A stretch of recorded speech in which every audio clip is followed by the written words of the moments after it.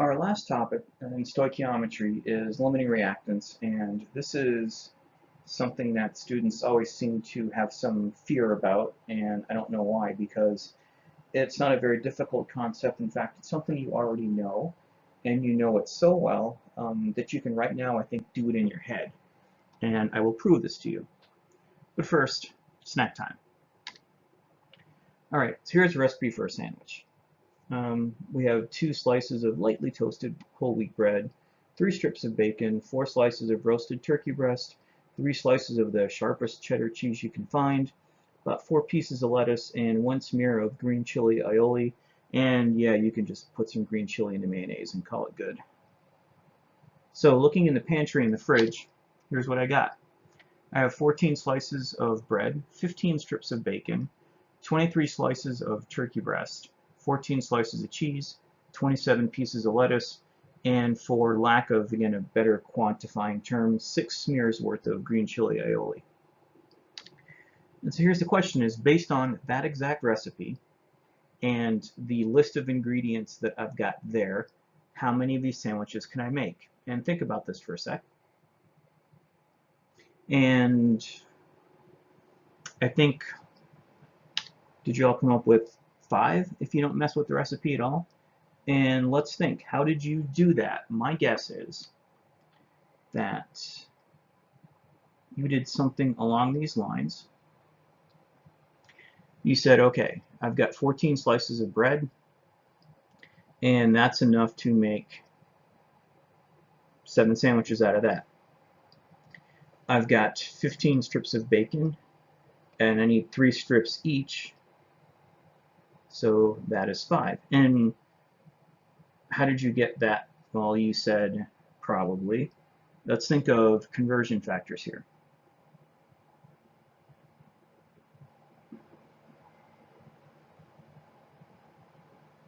So 3 strips of bacon is sort of equivalent to 1 sandwich.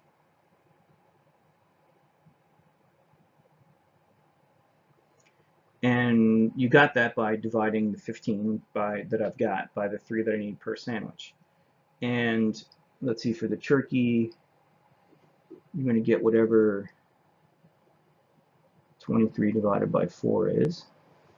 For the cheese, again, that's enough to make 7. For the lettuce, whatever 27 divided by 4 is. And finally, for the green chili aioli, you get enough for 6. And if you actually do the division by 4, you will find that that is the smallest number of the bunch, and that is going to limit how many sandwiches you can make, because once you're out of bacon, you can no longer follow the recipe and you're done. And that is the concept, or the new part, between limiting reactants. So the idea is that sometimes you run out of stuff. But first, let me do the recipe to chemistry conversion here. The amount of stuff that I had in the refrigerator or pantry corresponds to the amount of stuff you've got in your reaction, so the number of moles. The number in front of each ingredient in the recipe corresponds to the coefficient in the equation. So you could think of this as saying, 2 bread plus 3 bacon plus 4 turkey breast plus 4 cheese plus 4 lettuce plus 1 aioli smear equals a sandwich. And the term when you said, so that wheat bread is equal, that's 14 slices of bread is equal to 7 sandwiches. So how did you get that? Well, you divided the amount that you had by how many you needed in each sandwich, the coefficient in this case for the equation. And the result of that has a name. It's called an equivalent. And this is why I use that word saying that 14 slices of bread is equivalent to 7 sandwiches, or that 15 strips of bacon was equivalent to 5 sandwiches. And the rule simply is that whatever is present in the fewest number of equivalents, that's what's going to run out first, and that's going to be what's called the limiting reactant. And once that is gone, everything stops. So now let's see how this works for a chemical reaction with an example. All right, so here's the setup. I have 2.56 grams of aluminum, and it is bromine at room temperature and pressure as a liquid, and that aluminum is floating or reacting or bobbing in 17 grams of it. And the following reaction occurs. And the final question is, what mass of the aluminum bromide is going to be present, the Al2Br6?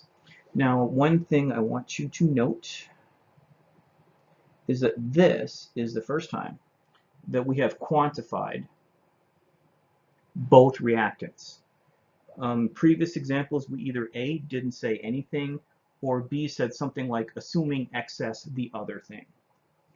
So whenever you are given explicit masses or amounts of more than one reactant, that's a big red flag. You're going to have to go through this procedure to figure out which one is the limiting reactant. And you want to go through the whole thing.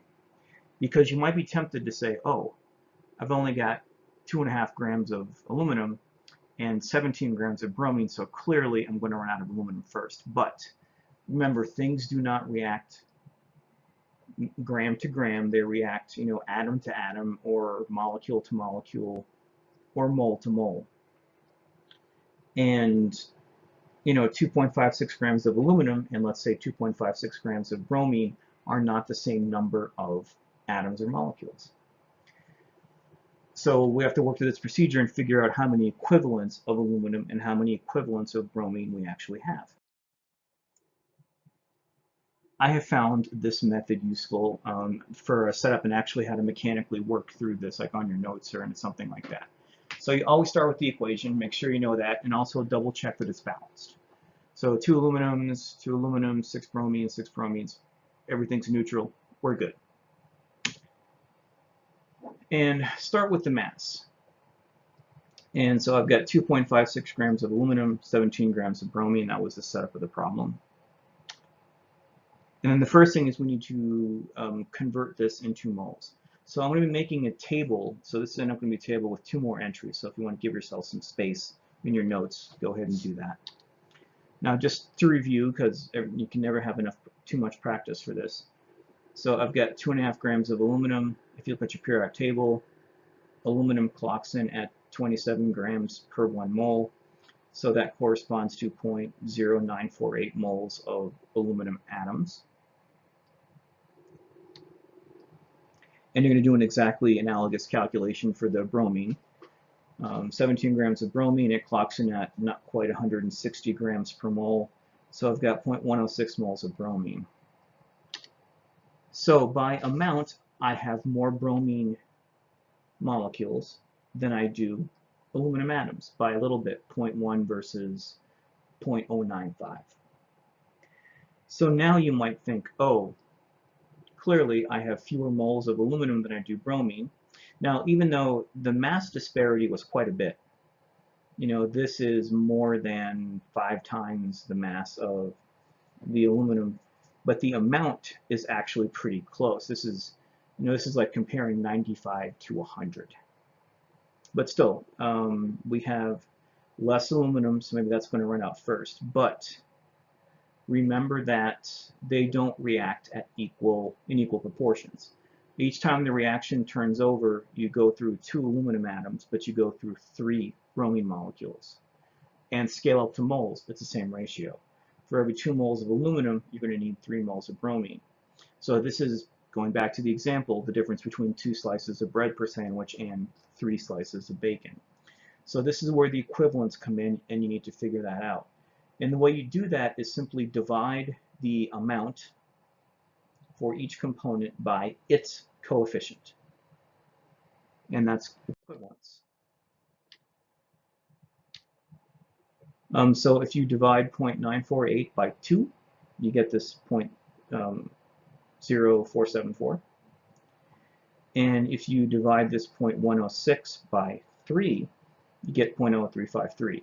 And then what you want to do is now the smaller of those two is going to be the limiting reactant. And in this case, it's this one. So let's take a step back and look at this here. The component, the bromine, that was present in the larger mass by a lot, in the larger amount by a little, is the limiting reactant. So even though you have more grams, more moles, it's actually going to run out first. Now, the other important thing is once you have determined that, so now that tells you that all of your stoichiometric calculations have to start with bromine, because that's a limiting reactant and that's what's going to run out first. And once you make that determination, you need to pretend you ever heard about the equivalence, and you need to start all of your stoichiometry calculations with the amount of the limiting reactant. So let's finish up. Now, we've already gone through part of the stoichiometric calculation because we've already done the mass to mole conversion. So looking down here, I've got 0.106 moles of bromine. The reaction coefficients tell me that for every 3 moles of bromine that reacts, 1 mole of the Al2Br6 is formed. And if you do the math in the periodic table, 1 mole of Al2Br6 clocks in at a whopping 533.4 grams. And so if you do the dimensional analysis, make sure to check yourself. So we got moles of bromine taken care of, we have moles of Al2Br6 taken care of, we have a mass of Al2Br6, that's what we wanted, and then that, if you do the numbers, we end up with 18.84 grams of Al2Br6. So there's really nothing new here. You know, this is pretty much the same stoichiometric calculation that we have been doing. There's just this business beforehand to determine which one's going to run out. And remember, always go to the equivalent step. Do instructors go out of their way to find examples where you can have something present in a greater mass and a greater amount and still be the limiting reactant? Yes, we do. So work it all the way through to be absolutely sure.